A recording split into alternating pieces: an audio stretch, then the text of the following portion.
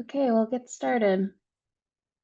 Je l'ai bienvenue à tous. Welcome, everyone. We begin by acknowledging that Creative City Network of Canada's office is located on the unceded traditional territory of the Algonquin Anishinaabe peoples.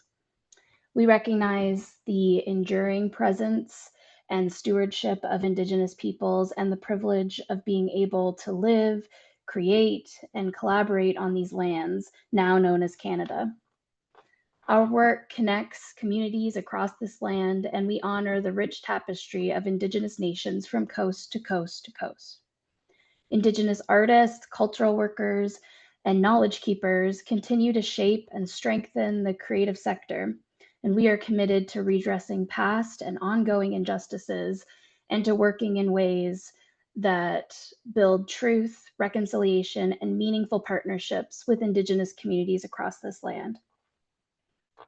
So hello, I'm calling in from Mi'kma'ki, or more specifically Jabuktuk, which is located in the district of Sibeganagadi in Mi'kma'ki, which since time immemorial has been the unceded territory and traditional homelands of the Mi'kmaq Nation and is now colonially known as Halifax, Nova Scotia. The treaties of peace and friendship dating back to 1725 form the basis of all relations and work here, and as treaty people, this work it also extends globally as we unsettle colonial and oppressive systems and show up for all social justice seekers and Indigenous nations worldwide. So, hello, my name is Lindsay Corey. I'm the co-chair of the Public Art Advisory Committee. We're a group of public art nerds that advocate for public art within our own municipalities and across the country from coast to coast to coast. I'm also on the board of directors of the Creative City Network of Canada, or CCNC. CCNC is a national organization that connects and supports people who work in arts, culture, heritage, and within municipalities and communities across the country through shared learning, collaboration, and advocacy. CCNC helps strengthen the role of culture in building vibrant, inclusive, and sustainable communities. And I am pleased to welcome you to week 2 of the Best Practices in Public Art Procurement webinar series. This webinar series is one way we bring our network together to exchange ideas, spark innovation, and celebrate the vital work being done in communities across this country. I'm very pleased to welcome you all here. This program, which is called Best Practices in Public Art Procurement, has been a really wonderful one to watch grow through the CCNC. I think calling best practices can often inspire others, or calling practices best can often inspire others and encourage leaders to improve their own practices. It can also imply some hierarchical standard that might not always be right sized from community to community. And my hope is that we can broaden this approach into wise practices and take some of these ideas into our own communities and right size them. This idea of wise practices was coined by Indigenous researchers Brian Caillou and Cynthia Wesley Eskimo, who shared that wise practices are context-specific and culturally rooted approaches that acknowledge the diversity and unique experiences of a particular community. They prioritize respect, self-determination, and cultural relevance. With that in mind, I'm very excited to listen and learn from today's speakers as they share their own wise practices rooted in their own communities. And through this, I hope to find ways to implement them in my own context and in the context of the community and communities that I work with. And I'd like to thank the Canada Council for the Arts for providing significant support for this project. I'd also like to thank Art Plus Public Unlimited for their incredible work in putting this series together, and for all of the speakers for helping us to better understand the landscape of public art procurement, and for all of you for being with us today. And without further ado, I'm going to hand it over to Rebecca Carbon, Principal and Founder of Art Plus Public Unlimited, to introduce the webinar series. Thanks. Thanks so much, Lindsay, for that really beautiful welcome and introduction. And thank you all for joining us this afternoon, or if it's still morning for some of our colleagues out on the West Coast. I'm really thrilled about the turnout, and we had really rich engagement last week, and I'm looking forward to building on the conversations in our session today. Um, we've been really excited to bring our own knowledge of public art procurement, an extensive network of practitioners to bear in the development of this program, exploring best practices in public art procurement, employing a creative, exploratory, and best or next practices approach to this subject. Our webinar series aims to foster dialogue around how commissioners might embrace processes that result in more robust opportunities for artists and build community vibrancy in the places where projects are taking place. This webinar series is intended to provide an opportunity for the CCNC membership, who are municipal arts and culture employees from across the country, and interested general audience to hear from experts in the field with strategies and tactics for setting projects and artists up for success. And our hope is this program opens up some approaches to public art procurement that are rooted in fostering possibility and bringing the best of what art has to offer to our public spaces and to our public audiences.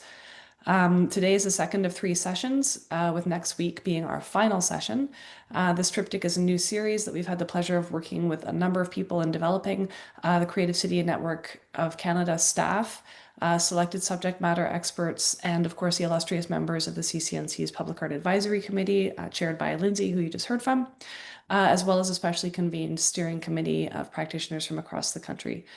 Through these various points of conversation and collaboration, we established the notion of stewardship as a broad theme within which to program what we hope will be a dynamic series of conversations about this critical component of public art commissioning process.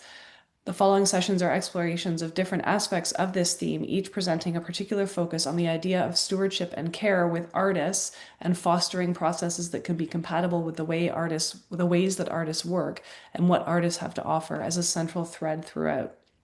So before we dive into our presentations from today's panelists, a couple of housekeeping notes. Our structure, if you were with us last week, you already know. We have each panelist give a presentation for 5 to 7 minutes. Then we have a moderated conversation between our panelists, and then we open the floor up for Q&A from the audience. We're really excited about this component of the program. We had some really robust engagement. Last week, we weren't even able to get to all the questions we had, which is a really good problem to have. But we're going to do our best to get through the questions from our audience today, and we've got a lot of time for that in the kind of last half hour of our time together. So without further ado, to introduce today's session, which is titled Championing. This session focuses on how to build successful projects by supporting artists in the work that we do. By we, I'm speaking as commissioners, audience members. Speakers will look into how artists work and what it means for commissioners to engage artist processes in a meaningful way. This session will include an artist with extensive experience in public art, who you'll hear from in a moment, speaking to the needs and expectations of artists in the procurement processes and post-award.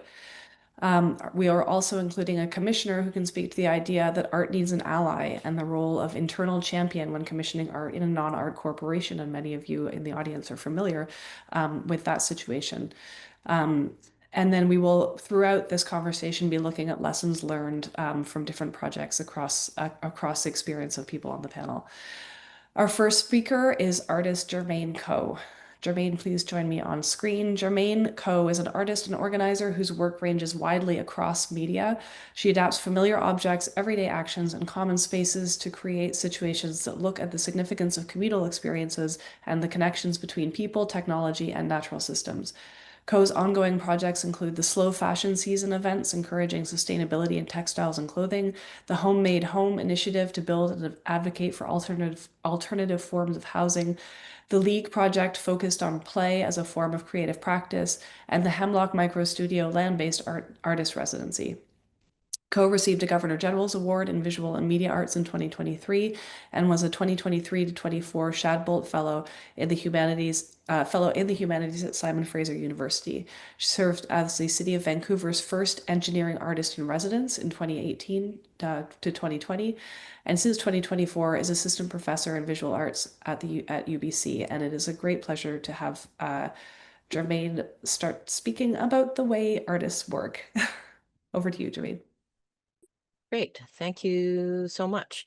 I'd like to acknowledge that I'm joining you from the West Coast, unceded Coast Salish territory.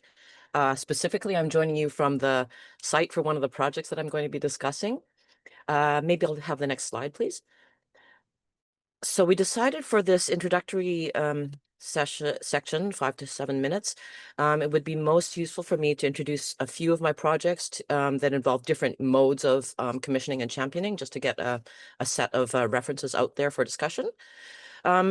So I understand a champion, and I have embraced the idea of it as simply someone who takes responsibility for helping to shepherd the project to a successful realization.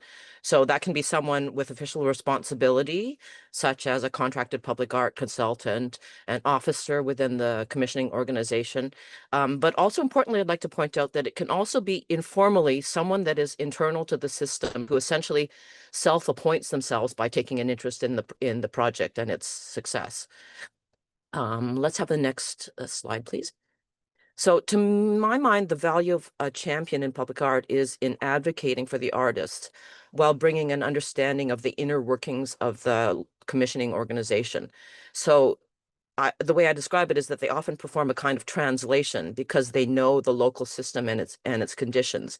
And in that way, they can help translate between an art practice and the bureaucracies, and it also possibly opens the door to artists who have good ideas but less technical and engineering knowledge and mastery of those systems.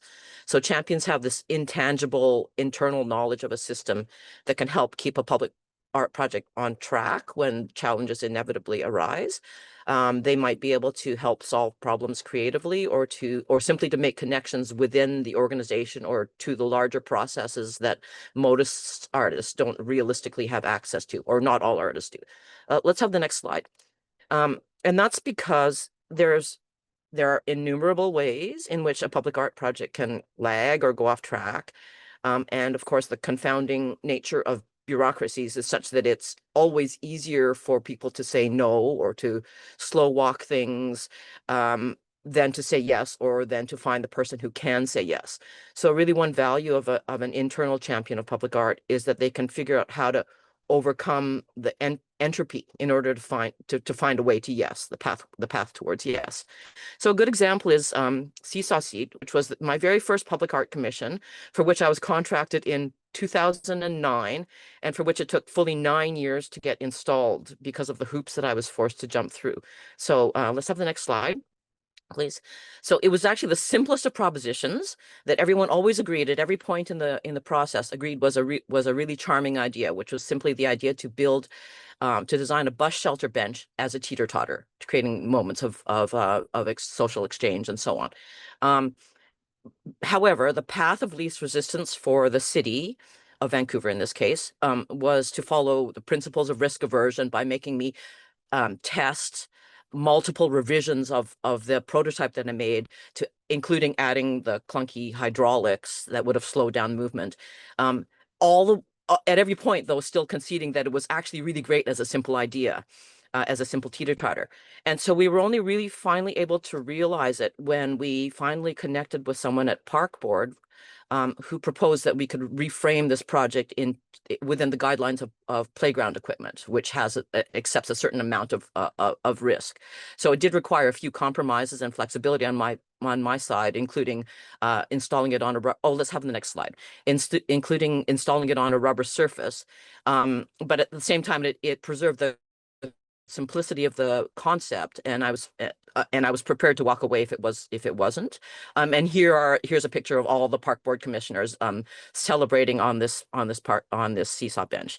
I think I have one more slide of it. Maybe you can see that. So I'm actually going to argue that it can be a more efficient use of the overall resources to enlist a champion to shepherd a project than it is to use a more hands-off model, such as a municipal tender process. And I know procurement was the subject of last week's session, but I'm going to add my own 2 cents to say that the model of using a municipal tender process that's not associated with a public art process is the worst possible model you could ever think about for commissioning public art. And it's only liable to produce sort of untroublesome art. And if you think about it, the reason that art processes go through procurement offices is it's ostensibly to keep the process neutral and to guarantee that it stays at arm's length to the organization. Let's have the next slide. When in fact, what you want is actually art that your community cares about, and that people across the organization care about.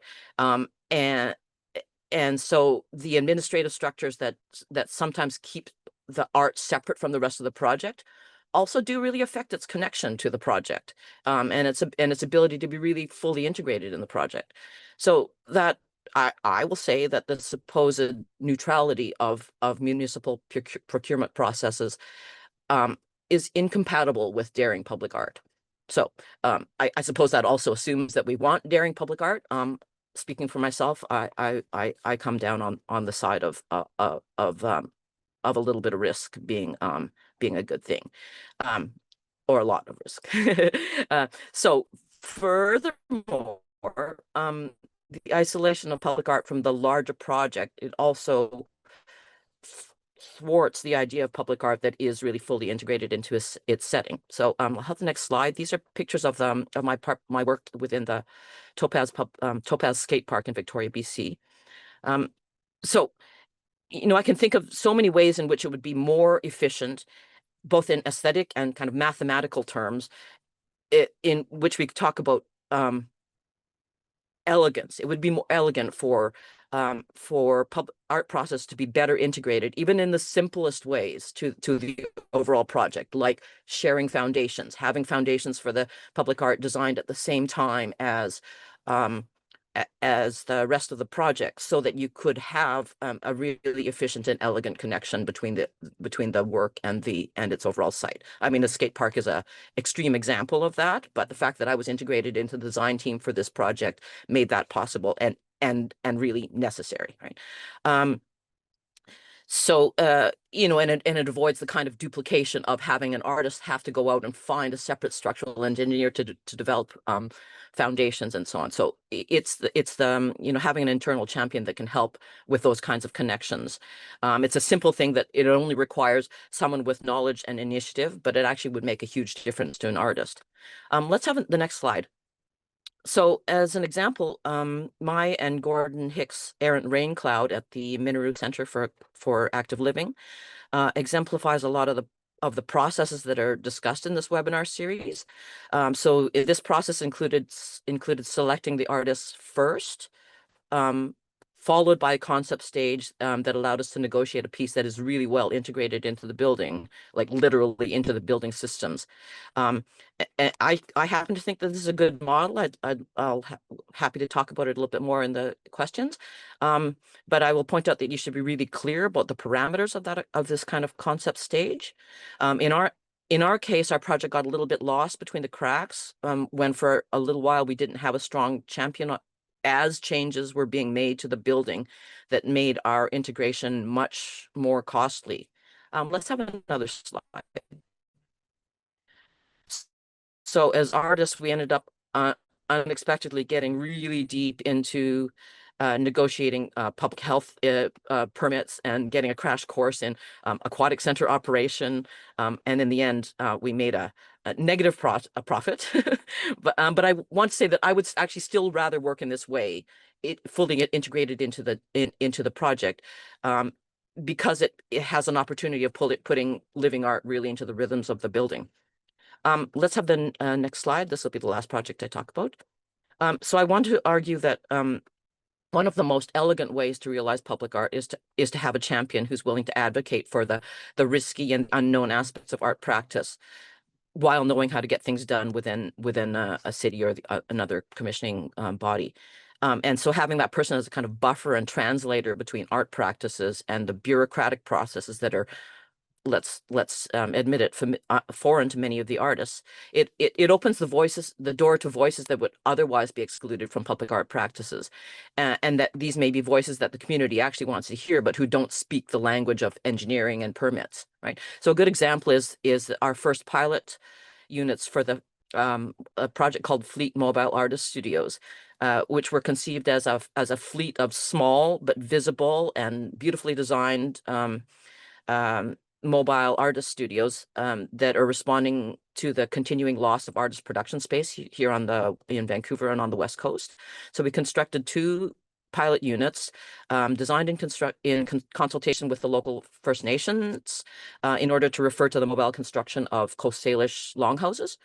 And our first mobilization was at Edmonds Park here in Burnaby, where I'm sitting outside of, which is a neighborhood that is otherwise without much cultural infrastructure.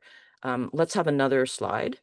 So here in Burnaby, the public art officer, Alison Collins, played an outsized role in negotiating with the city services to prepare the site and integrate into city operations what ended up serving as a kind of temporary cultural center with a full program of community-based artists, all of whom would have spent months or years trying to get access to a space like this. And so, of course, most would not have persisted. Instead, we got a full 2 years of community-based programming of a lot of artists who were probably, many of whom were probably not actually interested in making permanent public art. I think I might have one more slide. Do I? Yes. So to summarize what I just said, having or finding a champion for your public art project who's positioned to connect artists with the entities who can find a way to say yes, can allow you to produce more creative and more daring projects, open up your projects to new voices, or conceive of formats for public art projects that are possible and which integrate better and more efficiently onto their sites. Thank you. Thanks so much, Germaine. That was a really great introduction and some really good nuggets for us to pull out in the conversation. And one of them I was really struck by is thinking about when in the development of a project an artist is engaged. And you hinted at bringing on the artist before the concept is developed. And I'm a big fan of bringing an artist in to develop the concept while on a team. So let's use that as a segue to introduce our next panelist, who has worked in various different ways of bringing artists onto his teams. Gabriel Lung, please turn on your video. Gabriel has been with Concord ADEX since 2001, serving as lead development manager for all Concord City Place and Concord Park Place projects. Trained in architecture at the University of Cambridge, Gabriel is a registered architect in both the UK and Ontario, and his expertise bridges design aesthetics with development goals such as budget, schedule, and efficiency. In addition to leading the projects through the approval processes, Gabriel is responsible for the public art program of Concord City Place and Concord Park Place, with the objective of being the successful integration of different layers and opportunities into a coherent whole. And Gabriel has been a tireless champion for the various artists that he has worked with across his decades with Concord. So I'm going to hand over the mic to you, Gabriel, to take us through your presentation, and then we'll look forward to a conversation between you and Germaine. Thank you, Rebecca. Can we have the slides? Yeah, great. Okay, so to give everyone a little bit of a background about our company and how it relates to public art. We are a Canadian, Vancouver-based company, Concord Pacific, and the branch office, so to speak, is in Toronto. What you see on the screen is Concord Pacific Place, a 280 acres site, developed since the 1988 kind of a time frame. Next slide. And then our company purchased City Place, which is 60 acres. And this downtown Toronto site is now nearing completion. Next slide. And then in 2006, we purchased another 45-acre site. This is in North York, Shepherd and Leslie. And now this is around 60% completed. And the next slide. Okay, so to give everybody a bit of a background as to how how public art works within our organization. The public art being done by us is really a requirement from the city's Section 37 regime, which is a 1% of construction cost, is to be devoted to public art. Now, I mean, to be very frank, I mean, if there's no such requirement, we won't be doing public art. But then because it's required to do so, we decided to embrace it and make the best out of it. I think this is a lucky circumstance that I was trained as an architect and I'm interested in art in general and so on. So I can easily be more effective to champion public art within our organization. And I'll go into the different phases bit by bit in this introduction, the series of slides. For me, championing, first of all, within our organization is internal championing, but also we have to do external championing, meaning opposite the city or actually even with the artists. I mean, we have to nurture the artists because they have got different backgrounds and so on. So at the beginning stage, which is when we identified the potentials of the public art opportunity in our development, we have to then start to work through the programming. Who is the best artist? Oh, by the way, can you go to the next slide? Yeah. So what is the art project about? And what is the budget amount requirement and how much we want to spend in this particular pieces of art? That could be one piece of art in the development, and maybe that could be 2 or 3 pieces of art in the development, depending on the situation. And then after we identify what we want to achieve in the project, what kind of artists would be appropriate to achieve that kind of vision? And then who are the artists who could fit into that vision? So that's how we started off. Now you notice that actually at the beginning phase of the projects, when everything is like shifting sands, all sorts of possibilities are possible.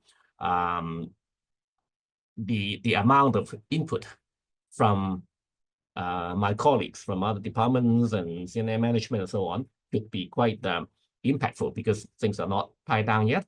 It's like a ever decreasing cone because when the project keeps moving along, let's say move on to the detailed design stage or fabrication stage, there's only so much people can still input and try to make changes. So at the beginning, that's the most sensitive stage whereby I have to be very careful to balance the objectives and champion and keep going in the vision without being sidetracked regularly by internal forces. And next slide. So how we engage artists, there are different ways to do it, and there are pros and cons in each. The most common way we engage artists is by proposal call. A proposal call is usually stating the objective, the budget, the timing, and that kind of things, the vision, so the artist can come up with ideas, suggestions, the visions, how they think is the best approach to fulfill the vision. But the difficulty for a proposal call is that the selection of the artists is really quite a subjective selection. It's difficult to convince someone in the company as to why one particular artist should be selected, because it's based on what they are describing, what the vision is. What they describe right now could still be very different at the end of the day when it's executed. So that's always a little bit of a sensitive situation as to how artists are selected via this process. The next slide. So another way to do it is by a design competition, whereby we ask the artists, the selected artists, to pay them a fee to actually come up with a conceptual design. This way is, in a sense, is easier for the artist to be chosen if there are a lot of other non-artistic people, so to speak, in the having a say in the artist selection process, because there's something tangible they can look into. And we seldom use this method because we find that having a design competition, the concept quite often vary so much that by the time it's done, it'll be different anyway. But still, it can be a guidance at the beginning stage. Next slide. And sometimes, very rarely, there could be a direct commission. Direct commission in this case is the Can Do Landing Park by Douglas Copeland. A direct commission could be good because we can work out the objective clearly and then make sure that artists, through discussions and so on with us, are in sync before we engage him or her. So internal championing for this is, in a sense, easier because there's more give and take and discussions to make sure that everybody's in line first. Okay, next slide. So once the artist is selected, there'll be more championing to be done at the beginning stage. The next slide. Because we have to start the design together with the artist. In this case, this young artist, Pierre Poussin, and he has to, well, the brief is to design a series of art lighting and just generally improve the feel of this undergardener space. And if you go to the next slide, you can see that on the plan, the light blue area is actually for car parking. At that time, that was planned for car parking. So the art has to be integrated into some functional requirements. So we have to work with Pierre to see how his cell-like kind of forms can work in this plan, and also work in the light columns, which you see in the previous slide. So there's a more hand-holding because this is the first time out for Pierre to do a public art at this scale. But it turned out really well. Actually, the paint job actually done on the ground was done by Pierre himself. I was saying, well, if you're an artist, I'm sure you can paint this, right? And he was a little bit apprehensive, but anyway, he did it, and then he's very happy that I pushed him to actually do it himself. So that's maybe next slide. That's one example. And then for more senior artists, this is Ken Lum, who's a professor in Pennsylvania, York, Pennsylvania, and he's written books and a very philosophical guy. For a more senior artist, of course, we will be working with the artist in a different way. Next slide. In this case, this is a sculpture called we're starting with a Chinese or Asian scholar's rock, but the way he did it is a sense of humor. He slice it, and then when it's sliced, on the other side is a profile of Lake Ontario. So it's like east meets west kind of thing. So so I was working with him in the context here. This is a drive court where the sculpture is located, and there's a fountain, and there's like a sodded grass sodded sort of island.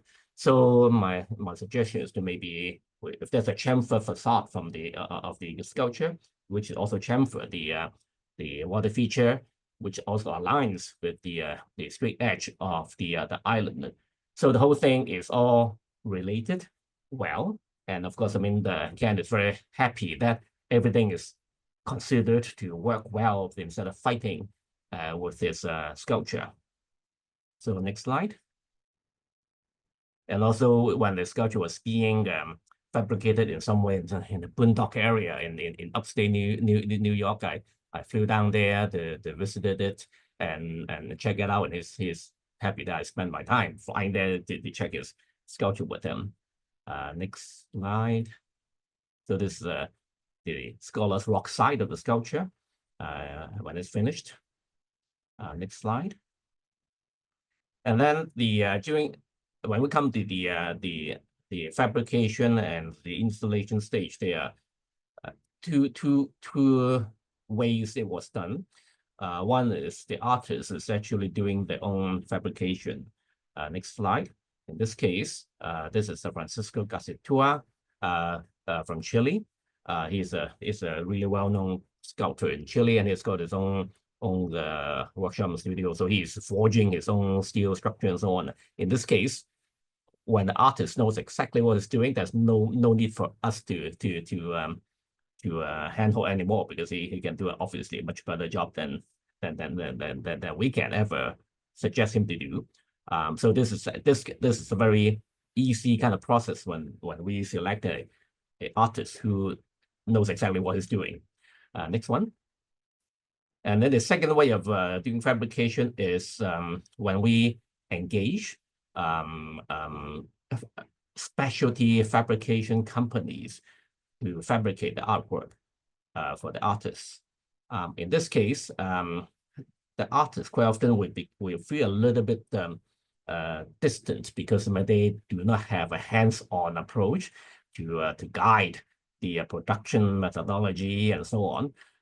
They have to rely on me and our public art team and our internal construction department people and so on to make sure that the technical sides of the production side are taken care of by the fabricator.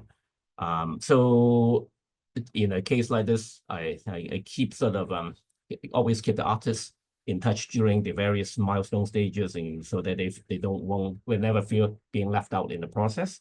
And then later on, next slide, we'll go through to do the inspections at the workshop. This is the Highway Rabbit by Ingus Ide.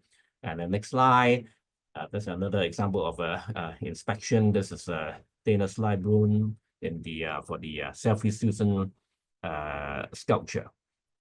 So every step along the way, we want to make sure that the artists feel involved, because this is really their baby. This is their creation, right? But through someone else's hands, but it's their creation. Next slide. And this is a diversion a little bit. This is a more unusual case. During the COVID times, we took over a development project of a developer who went bankrupt midway through the project. And there's a big piece of sculpture commissioned already, and it was halfway done by Albert Paley in New York State. Can you go to the next slide? So when we took over the project, bits and pieces of the sculpture were in his studio backyard. So we took over, we started to approach him and start to see how we can restart the project. And of course, he knows us from Squat. And he at the beginning, he was very guarded because he doesn't know how we would be treating him and his sculpture. But I mean, we did a lot to sort of win him over, to show him that we really do care about the public art in all our developments. And after a while, we sort of gained his trust, and we worked really well as a team to put the sculpture back together. Next slide, and then to be installed on site. So this is the final product. And also we work with him with careful location of lighting and so on, so that the effect is stunning in the nighttime also. So it's a complete turnaround, and very, very relaxed when he was dealing with us towards the second half of the project. So that's a good news, positive story. And the next one. And also the other thing we are doing for artists nowadays in the social media age is that next slide, we have created a Concord Art Space social media presence in Instagram and Facebook, so that we can keep on sort of creating new stories and new reels and photos and so on to continue to propagate this public art story of all the public art pieces in the Concord universe.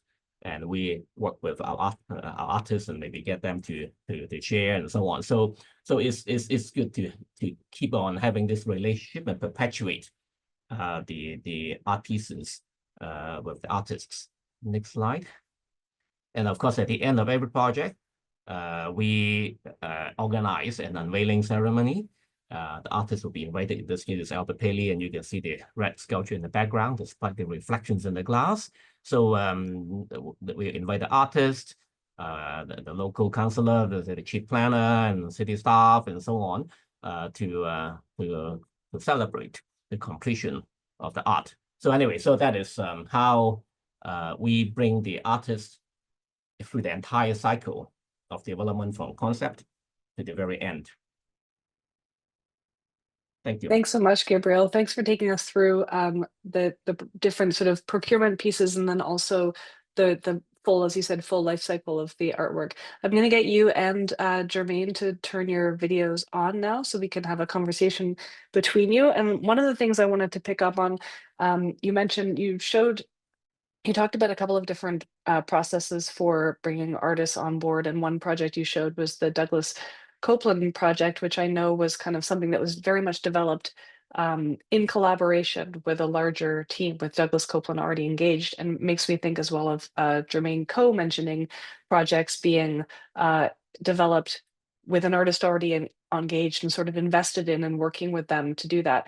I'm interested in what that means in terms of you mentioned sort of the risk as a commissioner of not knowing exactly what you're going to get versus the benefits of a commissioner and a community and an artist, what Germaine alluded to as sort of creating something that is more resonant within the project that it is kind of being developed for, because of the way it's kind of come through an iterative and collaborative process rather than sort of an artist having to develop something over here. And kind of, you know, going through that design competition piece that both of you are familiar with. So I guess what I'm interested in exploring that and kind of talking about that risk assessment as a commissioner, and also sort of opportunity as an artist, because I think it is a process that opens up more to the way that artists work, and also acknowledges how much work goes into developing an idea, which is something we touched on in our previous session, is that kind of proposal development is such a huge piece of work for artists, and often undervalued from a budgetary perspective. Would you say, Gabrielle, in kind of how would you emphasize when you have worked that way, sort of bringing proposals into development with an artist kind of collaboratively, how would you emphasize an artist's conceptual vision as a driving force when you have to kind of negotiate that with some of your non-art colleagues? Do you have any kind of tips for that? Right. Yeah. Engaging artists, I find it's much more difficult than engaging, say, architects or landscape architects, because for, say, architects, of course, they always say we always respond to our clients and the project's needs and vision and so on. We can do different things, but always there's a strong DNA for architects. You can expect more or less when you engage an architect based on what they did in the past, what you'll be getting in your project, more or less. Right? The range is small. Mm-hmm. But then for artists, they can zoom off in all sorts of directions. I mean, even if they have done something quite a few times in the past, or when they have a different challenge, suddenly they can go in a crazy way, right? Which is good. But then the thing is, this the kind of thing which I have to manage. But the good thing about, say, in this Douglas Copeland's case, in the Canoe Landing Park project, is we started off engaging him because he is Mr. Canada, and we want to have a park which celebrate the Canadianness of I mean, through art, through public art, and through the landscaping to express the Canadianness of the site. Because it's Mr. Canada, we started to work with him, and then it was at the beginning conceptual stages fun because he spent some time to work on what he called a sandbox. So essentially, he put the amount of soil in the site into this sandbox, and they play around like a kid, scouting the sand and so on.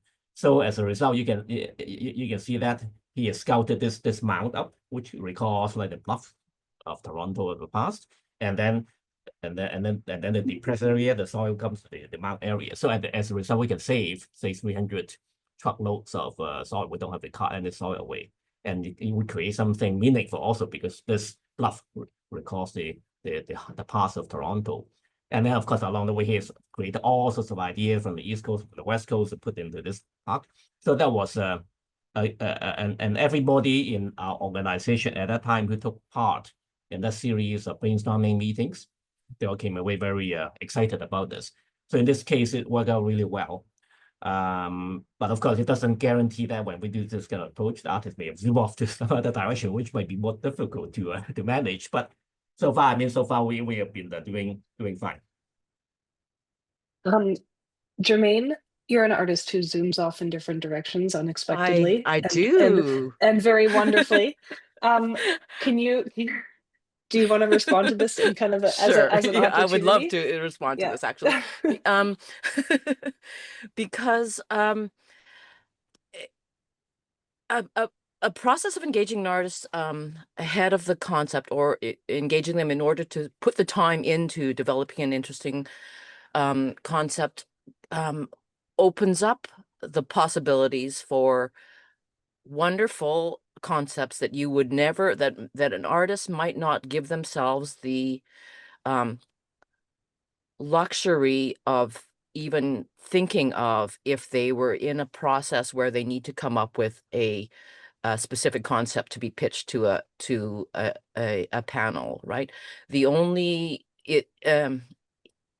you know, that kind of process where you're having to go head to head with other concepts that are you know, that are potentially more palatable to members on your panel who don't have a lot of expertise with art, or who are risk averse, et cetera, et cetera, doesn't lend itself to those potential random, fanciful directions, let's say. So as an example, the Errant Rain Cloud piece that Gordon Hicks and I eventually made for the Miniru Center for Active Living was one of the cases where we were engaged as a team ahead of time. For the concept stage, we were asked to propose up to 3 possible concepts. And so that gave us the, you know, license and permission to really dig into the site, put our efforts into understanding the history, the various uses of it, and we ended up proposing 3 quite different works. But it also, and so one of them was, you know, let's call it a conceptually safer work. 2 of them were quite fanciful, including the one that eventually got selected. And so we were able to sort of make the case at that concept stage for why this was a great occasion to make something that was going to really be captivating. Whereas if we were in a kind of standard competition where we're going to a jury, maybe we would have chosen to go to the safer route. And probably those kinds of processes do not favor the more fanciful approaches. In that kind of, I will point out that in this kind of format where you're engaging an artist ahead of time, you're only really going to be talking about artists who have established track records, right? You're not going to convince your people internally to engage someone who doesn't have a track record. That was probably the case where, you know, when the commission for the Topaz Skate Park was also similarly a one-stage competition where they were selecting the artists ahead of time with the idea that they would be integrated into the public art process, or into the design process. And so I felt like it was probably unlikely that an artist who didn't have a sense of how to work within a design team was going to get that proposal. Although I see that, you know, Connor Tice, I see you're in the audience. Maybe you have some thoughts about what had been the likelihood. But I entered that call for expressions of, or a request for qualifications, saying, okay, I'm a skater, I do public art, I should be, you know, I'm the person you want to hire for this project. And luckily they did. But yeah, it also, we're also touching on the fact that was brought up in last week's conversation, where that is a recognition that a really big portion of the art of an artist's work in conceptualizing the piece is in these early stages, right? And it is nice to have situations where you feel like you're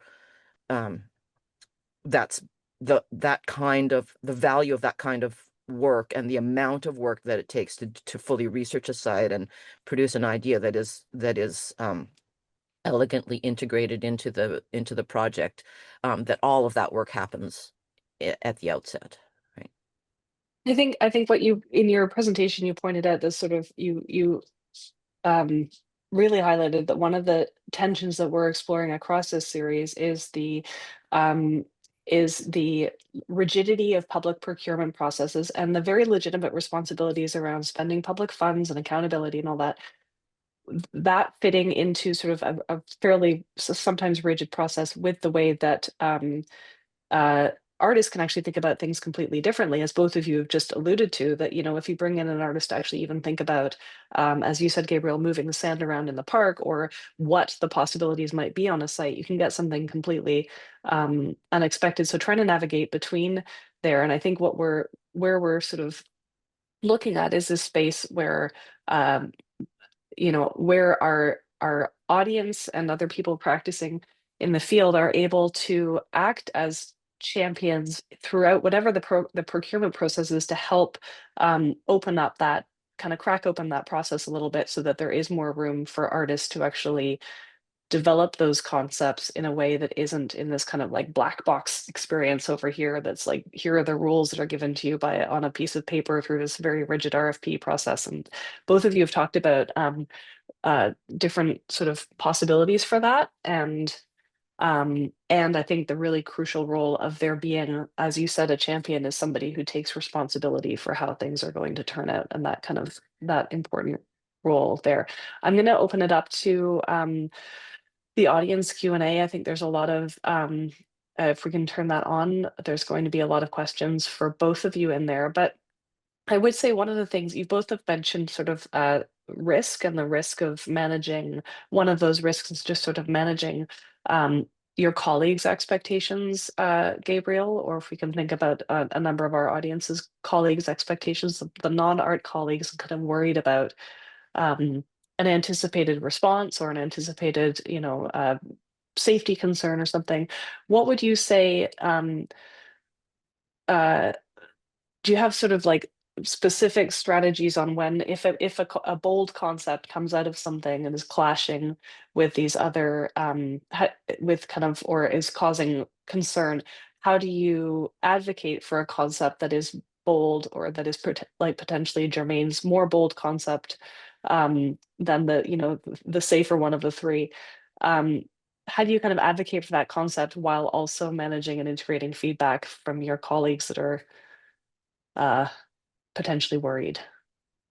But first of all, I'll try to avoid having both concepts which are in conflict with the core DNA of our organization, right? First of all, we did not choose political or negative or controversial kind of art and artists. We always prefer to do positive and happy art, so that whether they are the audience, because they are for the public, and so the audience, even a 5-year-old kid, can appreciate them. That is the idea. But still, I mean, to select an artist which would fit with our programming visions. Still, the thing is, we have to get buy-in from the group at the beginning, and it can be difficult because, I mean, when people are talking in abstract terms, a lot of them, if they are trained as lawyers or bankers and financiers, they won't see things the same way. So at the beginning, it has to be very, very careful to try to express. I have to try to express what is good for the project. So sometimes our artists stand alone. Sometimes they integrate it with the landscaping. Sometimes they integrate it with architecture. So I have to sort of express to the group why a particular art approach and artist could be good for the project, and in what sense is ideally I should explain to them that 1 + 1 = 5 at the end of the day. And along the way, of course we manage the technical side of things and the budgeting and cost management. Those, in a sense, are easier because once you're on the track, it's easier to manage them. It's only at the beginning when everything's moving around that's more difficult. So it really, I mean, it really is, I'm hearing this process in this session, sorry, as well as in the earlier one, that getting all of these initial pieces in place is kind of very early part of the of the project is a really, really key one to kind of how everything right through to the end of the project. I have a really interesting, very practical question. Sorry, Germaine. Could I jump in and add something Mhm. to that? And take the opportunity to insert a notion of another format for public art, which could be the non-permanent public art. And we are seeing more and more um, forms of public art that are, for example, creating platforms for different artists to cycle through, or creating long-term temporary pieces of public art. And perhaps, what you could think about that as being a way of, you commissioners out there could think of that as being somehow like a way of mitigating risk and also creating opportunities for kinds of voices, including maybe not always happy and positive voices, to be heard, because they are not going to be the only voices that are heard on or seen on those sites. Like, could you imagine creating opportunities where different kinds of voices are heard within the public realm? Yeah, I put thanks, that out Germaine. to And all of you. we're actually we're speaking about temporary or kind of less permanent commissioning as an opportunity for exactly that in our next session. So thank you for bringing that up, and certainly thinking about uh, raising a comfort around people not liking something and being able to talk about it is kind of raising the comfort level of that, something that these more temporary platforms can really succeed at too. We have a really practical question, and I love it, in the Q&A about this process of bringing an artist on before concept development. From Caitlin McMillan is asking, balancing artist payment and the systems that we get funding from, particularly in municipal systems, how do you balance the cost of bringing an artist into the project so soon? So really looking at like how do those kind of contracts work? How is an artist brought in earlier to develop the concept? Is there sort of like is it more of a design based contract until you know what the fabrication is, or how does that how are those sort of administered for on the side of the people in our audience who might be looking at doing something like this? This is always a chicken and egg situation. I don't know how this can be done in a meaningful way before a concept is designed and how much it could cost. So for me, I think what we should do is we will set a budget, and we will, first of all, let's say if a budget is, let's say, $500,000, we won't go to try to source artists who has been doing multi-million-dollar works, right? So no matter how they scale down, I mean, maybe they can go zoom in a different direction, and they can really scale down something and still doing something creative in terms of scale down the budget. But to be safe, we'll go with artists whom we think can work with whatever budget, and then we'll have a chat with them to make sure that they think the creation at the end of the day is around that kind of budget. And then along the way, this is really just a careful shepherding of the projects of the concept stage to see whether they may be too elaborate. And then along the way, then during detail design, and production stage, just keep track of the details, so there'll be no surprises or minimize the surprises and so on, so to keep the budget in line. Germaine? At the same time, I also was mentioned last week, was that Carfax has come out with a kind of toolkit for public art that in which they consulted widely how artists and commissioners about how they work, and the suggested fees and breakdown of a recognition of when those fees need to get paid does recognize that a significant portion of the work of an artist happens at the concept stage. So if we want to work respectfully with thinking about the amount of work that an artist is putting into devoting to developing a concept that is going to be more than superficial, then you do want to think about including appropriate compensation at early stages of the process. It's just a fact. If you were to Yeah. if you need to make the argument, then ask a couple public artists a couple artists how much time relatively they put into the concept stage versus the fabrication stages, and you'll hear why it's important to support that. Yeah, to support that. I think it seems it might be something for people to look at, whether there is a sort of an administration budget that sits outside of particular art projects that is designed to properly compensate artists for this kind of concept part of the work.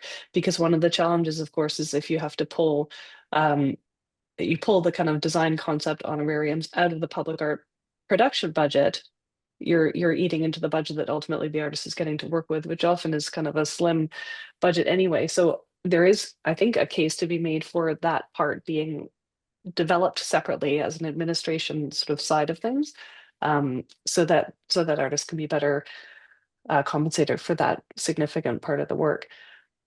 We have a question that I think is probably Germaine wanting to answer, but Gabriel as well. From Tally Shalman, do you have any advice for artists wanting to branch into public art? How does an artist start getting commissions without public art other than murals in their portfolio? Germaine, you sort of alluded to this in terms of the process that we were talking about, that it's hard to kind of get in on that process if you don't have a portfolio of existing work to show. But at some point you hadn't had a public art commission. No, at some point I hadn't. And so the first works that I showed you was the Seesaw Seat, and that was a situation where there were a series of works that were commissioned as temporary public art pieces, a curated series of temporary pieces from which a series of permanent pieces developed. So that was a bit of an unusual case. But for sure, there could be some sort of smaller scale ways of getting into it. Could be doing things like festivals on one hand, applying for those scales of projects that are temporary in nature, that will often have a smaller budget attached to them, and shorter timelines. Or if you're submitting to a full-on permanent public art project, to use, mention all of the experience that you have in similar realms, including project management, navigating kind of permitting systems and so on, all of which will hopefully help your, establishing that you've got the kind of project management credentials to make a public art project happen, which it's worth pointing out is a kind of a big part of on the artist side of actually realizing a project. You have to not only be an artist but also your own kind of you have to be relatively good on the administrative front, even if you hire a separate project manager. That's one of the things that we came out of our conversation when we were talking to stakeholders and developing this, is the kind of number of expectations on artists who do public art projects. So there is that project management piece. There's also often people will add on like a mentorship thing. So it's often, well, we want this mentorship program, let's just get the artist to do it. That gets tacked on. And then there's also sometimes, addressing social cohesion when you were actually perhaps your practice is that, but perhaps it's not. And all of these things are kind of, it can be a lot thrown into the expectations of an artist working on some of these projects.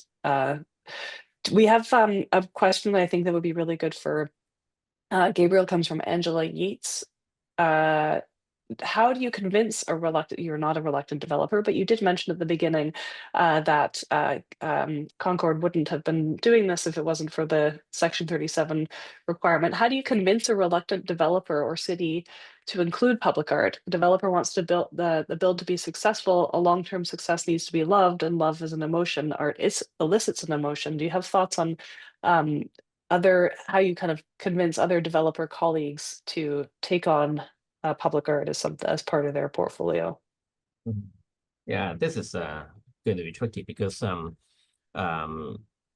public art for a lot of developers, they are not in the DNA to be sensitive to art, and art is more fluid, not like spreadsheets. They're more precise. You come up with the solutions, and then everyone can understand them more easily. But then art can go different directions. So a lot of developers, even if they wanted to do public art, they could be at a loss as to, okay, is it good art? Is it going to be are we doing the right things? And so on. There are so many questions, and they'll feel that they are floating in air, don't know what to do.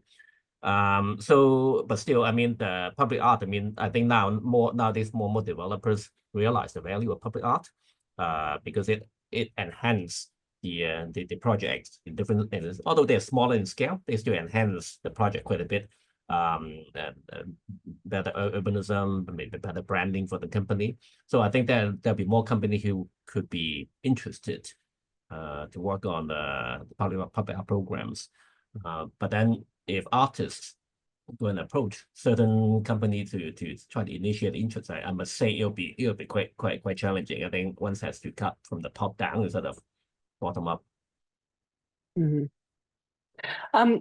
We have a really interesting question around public engagement, and I think both of you probably have different perspectives on this, and both have experience with it. But at the concept stage, this is from Judy McLeod Campbell. At the concept stage, I'd like to hear the presenter's thoughts on public engagement in the concept. So when an artist is developing their concept for the site.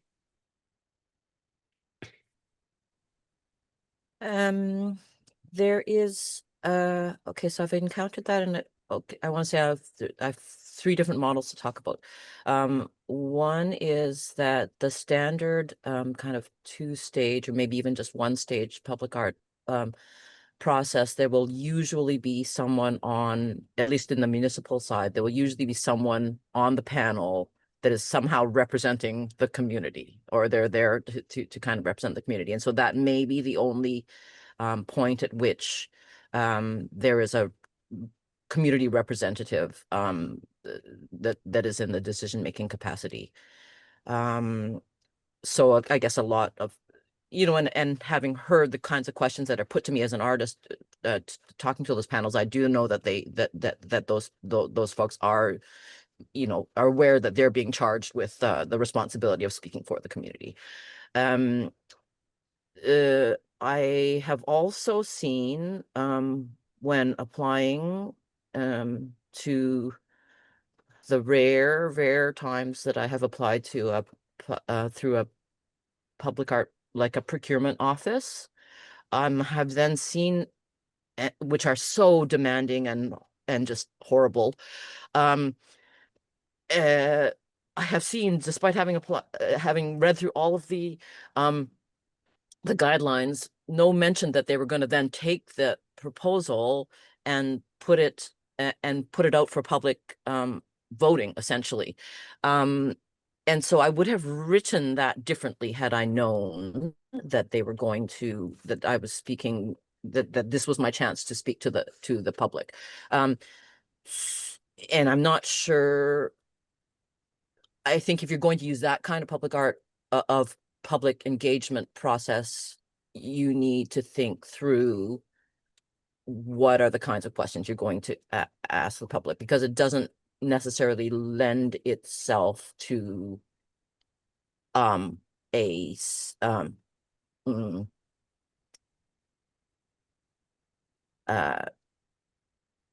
care. I don't know how to phrase this in a polite way, but it lends itself more to a kind of knee-jerk reactions. And so, like, how are you going to do? I guess the question is raised: how do you do public engagement sensitively?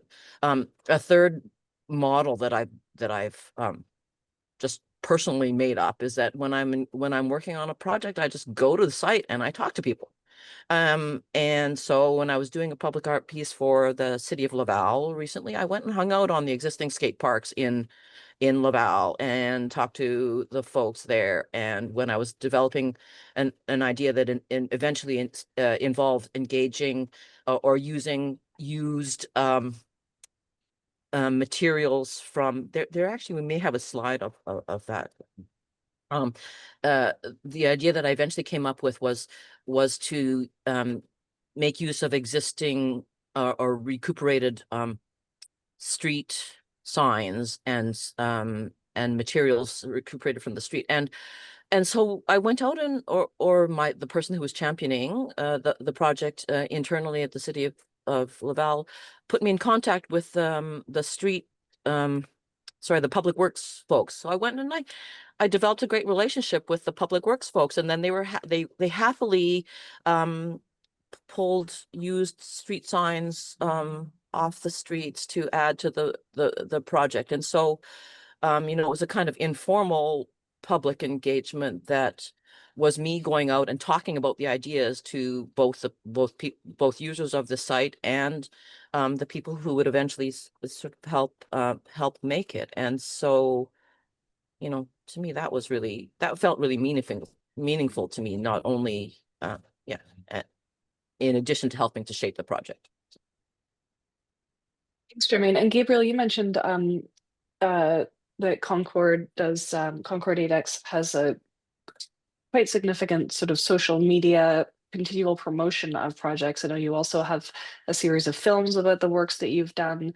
And I think to me, some of that is a public engagement focus in terms of like bringing the public into what already exists as part of bringing them into the conversation about future projects as well. So as you said, as you alluded to, Germaine, you don't kind of get that situation where you have artists like voting on proposals as much as artists sort of not artists, public voting on proposals as much as the public being part of a conversation that leads up to the development of a proposal. One of the things we have another really practical question in here around from Karen Begg around, who also has a comment about public voting as a different kind of exercise. But when these artists are brought in early, are they direct calls or still an RFQ process? I think Germaine, you mentioned it was like a request for qualifications, right? Not RFQ as a request for quote, but a request for qualifications.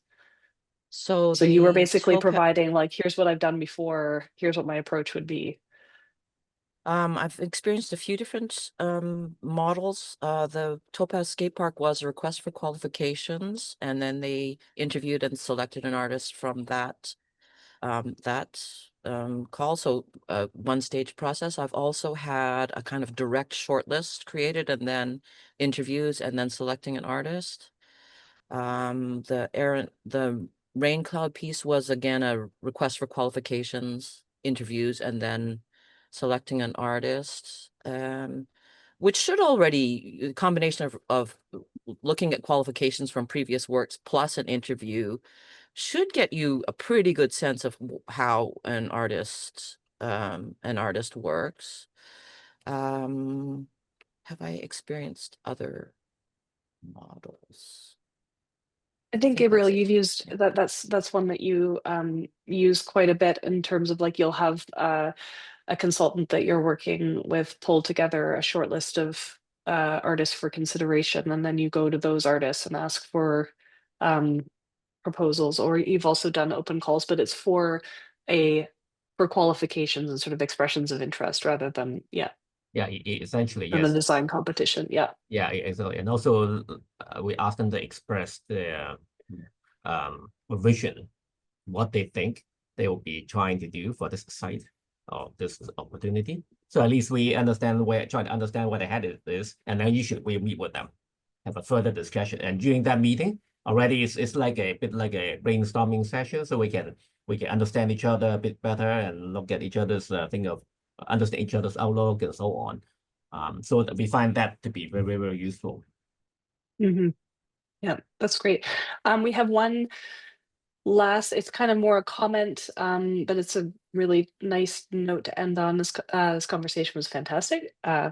as the first part. Thank you. It's jumped around. Okay. I work in child-friendly, this is from Paula Gallo. I work in child-friendly participatory design and co-create installations with artists and children. So difficult to make the case for an iterative process, but it's so essential, especially when working with children. And yeah, that's a really nice way of thinking about how playing with the opportunities creates such kind of fruitful results. And Germaine, I can tell you are dying to jump in with something, so please do. I would love to say something about this. Because it's like it is always presented to artists as being you have to come up with and this isn't necessarily how artists work. Like we would love to be able to tweak things and to make versions of things and continue to work on things after but the public art process don't normally suggest that that is possible. However, this piece in Laval, I'll point out that I did my part and delivered my pieces on time, finished according to the drawings that were drawn.